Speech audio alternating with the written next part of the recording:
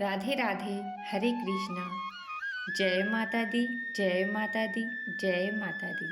यदि कोई व्यक्ति शास्त्रों का पालन नहीं करता तो उसका पतन हो जाता है।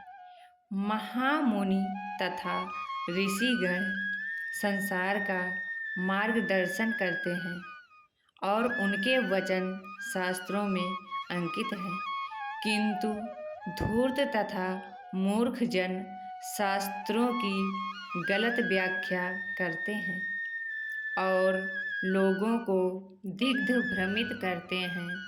संप्रति श्रीमद् भागवत गीता की व्याख्या अनेकानेक प्रकारों से की जाती है और ये तथाकथित व्याख्याएं अबोध जनता द्वारा प्रमाणित ज्ञान के रूप में स्वीकार की जाती हैं। एक व्याख्याकार बतलाता है कि कुरुक्षेत्र की युद्ध भूमि भौतिक शरीर है और पांचों पांडव वास्तव में भौतिक शरीर की 5 इंद्रियां हैं, किंतु यह उचित ज्ञान नहीं है। बिना समझे भला कोई श्रीमद् भागवत गीता की व्याख्या कैसे कर सकता है? ऐसा प्रयास निरर्थक है।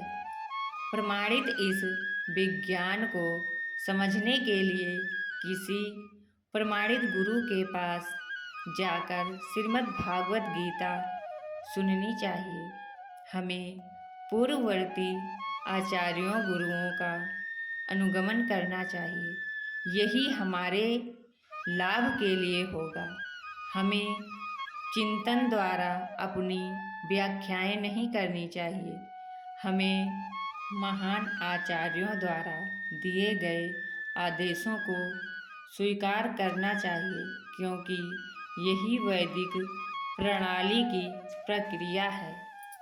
मनुष्य को प्रमाणित गुरु के समीप जाकर विनयपूर्वक जिज्ञासा करनी चाहिए।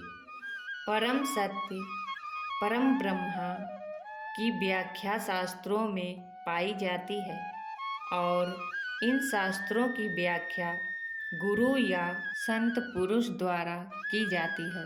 प्रमाणित एवं स्वरूप प्रसिद्ध गुरु जो भी कहे उसे स्वीकार करना चाहिए। यहाँ शास्त्रों की व्याख्या करने की गुंजाइश नहीं है। श्रीमद् भागवतम में कहा गया है कि भगवान श्री कृष्ण ने गोवर्धन पर्वत को उसी तरह उठा लिया जिस तरह कोई बालक कुकुरमुत्ते को उठा लेता है। उन्होंने इतनी आसानी से इसे संपन्न किया, किंतु लोग इस पर विश्वास नहीं करते। जो लोग श्रीमद् भागवतम में विश्वास नहीं करते वे परोक्ष अर्थ ग्रहण करते हैं। अर्थ स्पष्ट रहता है और गलत समझने के लिए कोई स्थान नहीं होता, किंतु इतने पर भी ये धूर्त अपना निजी निष्कर्ष निकालते हैं। जब भाषा स्पष्ट हो तो व्याख्या क्यों की जाए?